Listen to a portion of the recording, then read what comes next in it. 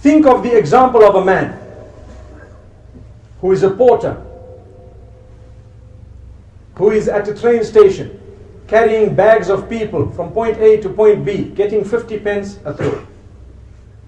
And suddenly, a rich man comes, walks out of the train with a can of milk, and he says, young man, I will give you 10 pounds if you carry this can of milk from here to my place, which is about a mile down.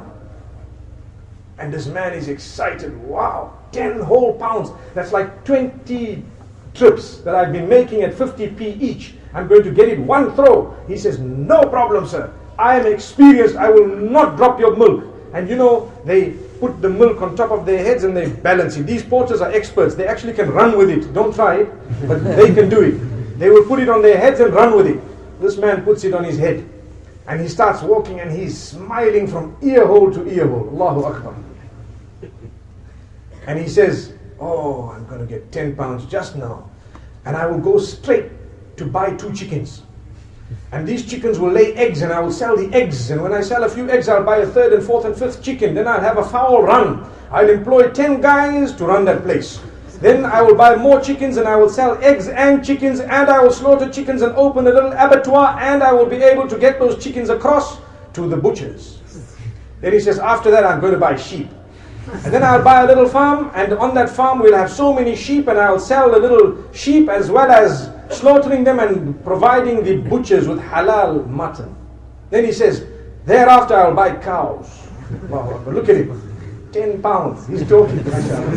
Just 10 pounds. But this is forward thinking, beautiful thinking. It's really good. He's got a plan. Wallahi, he's got a good dream. He's not planning haram. He's planning something good for his future.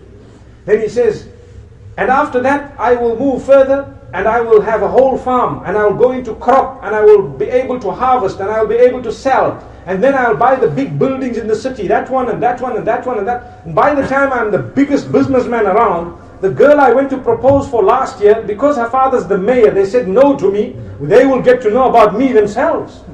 And when they get to know about me, the father will come and say, will you please marry my daughter? And when he comes, I'll be so upset, I'll tell him, no! So when he shook his head, the can of milk dropped. When he shook his head, the can of milk dropped. When the can of milk dropped, the owner of the milk turns around and says, hey, didn't I tell you I would pay you 10 pounds for this milk and not to drop it? He says, hey, relax, relax. You know, that's my favorite word. Relax, take it easy. You just lost a can of milk. I lost my chickens and my eggs and my sheep and my cows and my farms and my buildings, and 600 people lost their jobs. And at the same time I lost my marriage and my whole life is gone, so just keep quiet, okay?